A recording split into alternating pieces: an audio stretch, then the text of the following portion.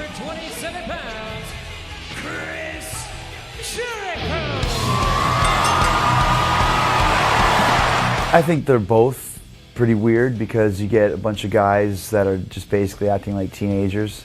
You know, when your job is wrestling or playing music, it's kind of like an eternal child, and especially with me that does both, so I'm really messed up. So yeah, I mean, crazy backstage antics are just being, you know, immature and stupid, which is how you stay sane on the road.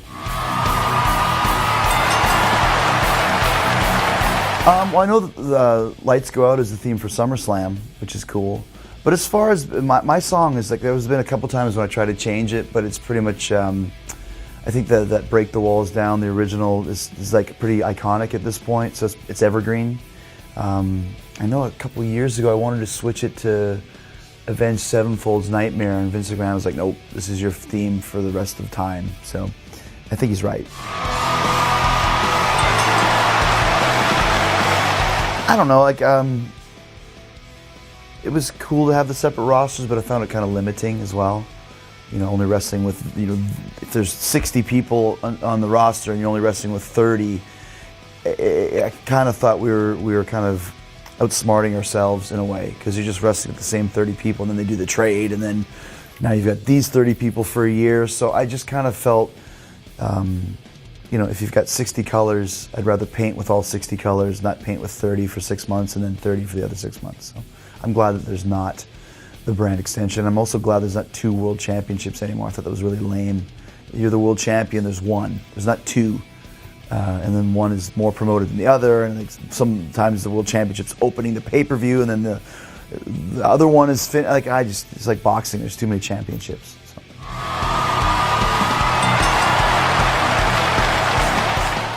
So. No, I think that that's kind of the purveying attitude amongst a lot of you know, internet fans, but they're not thinking of the big picture of probably the amount of merchandise that Cena sells, which I think is probably 5-1 to the closest competitor.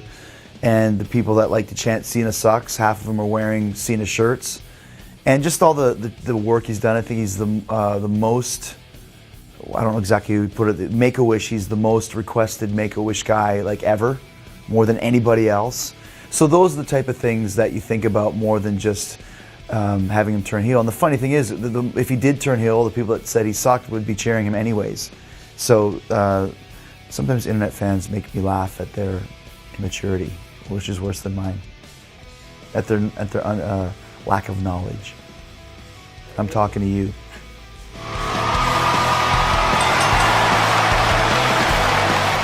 I mean, there's a lot of great performers now, like you said. I think the future of the company is very, very strong because of the amount of, you know, young guys that are in there. And you never know who's going to, you know, step out. I mean, there's a lot of good guys. All the guys that were in the Shield are doing great, and I think Bray Wyatt's doing great. His family is doing really good. So we have a good foundation of young guys, and I'm sure there's going to be guys that 2 years from now you're going to go, that guy was the one who ended up being the next big thing. But that's how it works. Sometimes when you dub the next big thing, it doesn't work as well as somebody that kind of sneaks in the back door and does it organically.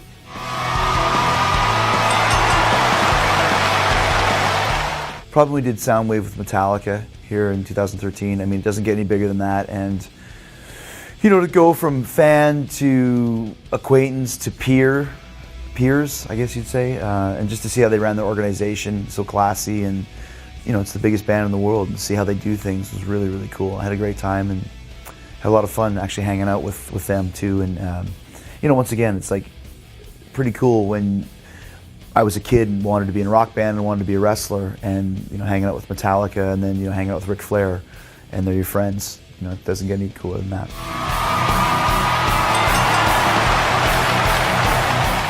I think at that time, working with anybody was hard to keep a straight face. I mean, Stephanie wasn't bad because there was a real good like division, but you know, working with Austin and Rock, I mean, you'd be out there.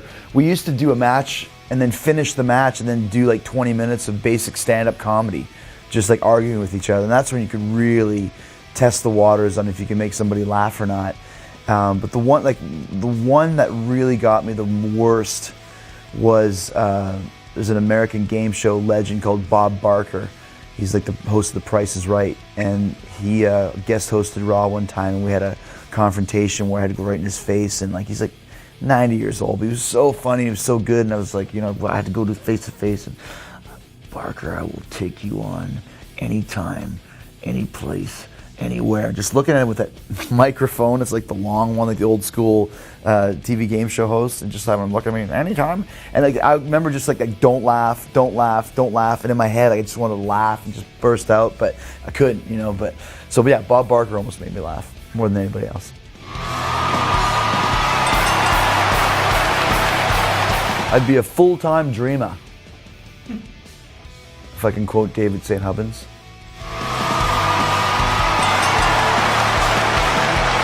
I mean, just like I said earlier, just something that I always wanted to do. And when I was a kid, I wanted to wrestle for the WWE. I didn't want to wrestle for, you know, WCW or Japan, and all those places were cool, but I wanted to be in the WWE. And I mean, anytime you can do something that was your dream job, it's always cool. Like even coming to Australia, I mean, it's a long trip.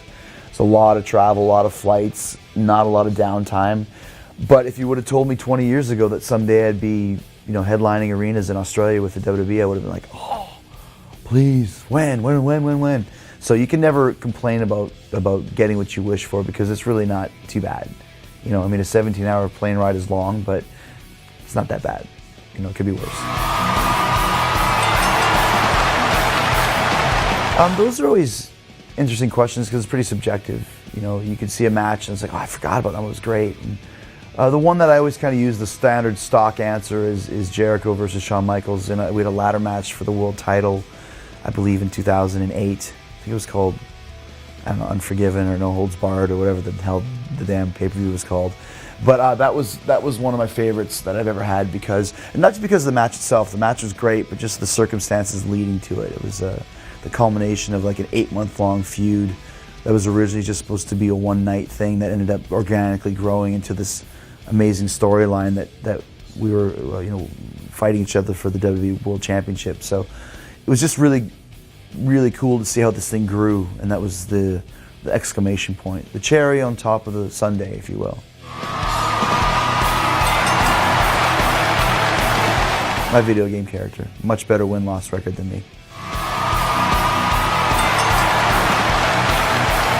Yeah, I mean, people think that you just can do that, but you have that really awkward stage where it's like too long to be short, too short to be long, and it's just not looking good. It doesn't look good, and I decided when Bruce Dickinson and James Hetfield cut their hair that if short hair is good enough for them, then I can do that too. So I think short hair is kind of the new long hair anyways.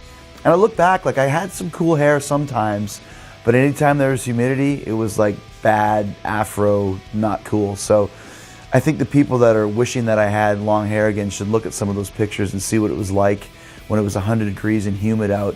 Not cool. Nothing cool looking about it.